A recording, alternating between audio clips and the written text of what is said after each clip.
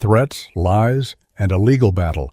How a simple accident turned into a nightmare. I had invited some friends over to my place, and one of them brought along a friend of hers.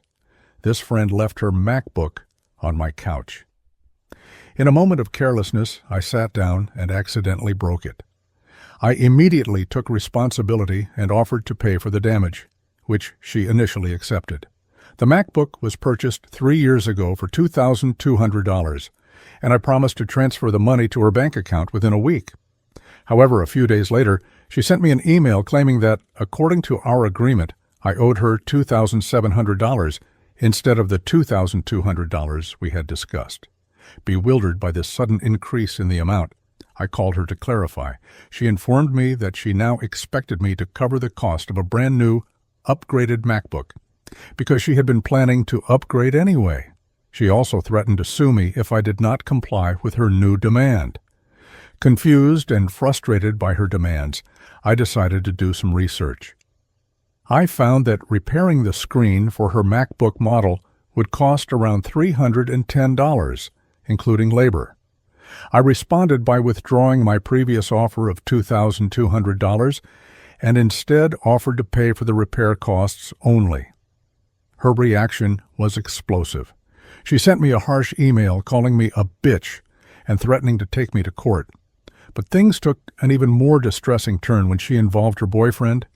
He began sending me threatening messages, claiming that if I didn't pay up, he would make sure I faced serious consequences. The threats added a layer of intimidation and pressure, making the situation even more nerve-wracking.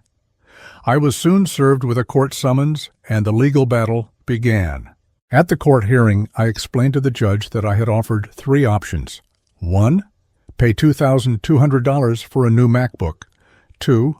Buy a refurbished or used MacBook for about $1,400. Or 3. Cover the cost of repairing the existing MacBook, which would be around $300 plus labor. I provided evidence including emails, screenshots of repair costs, and prices for new and refurbished MacBooks. I also highlighted that I had initially offered to purchase a new MacBook for her, but she insisted on cash. The judge seemed frustrated with her behavior and attitude throughout the trial.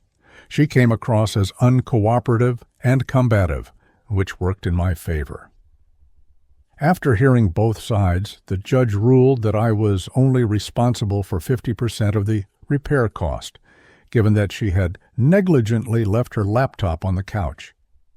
This meant that I would only need to pay between $200 and $250. The court's decision was a relief, but the whole experience had been incredibly stressful.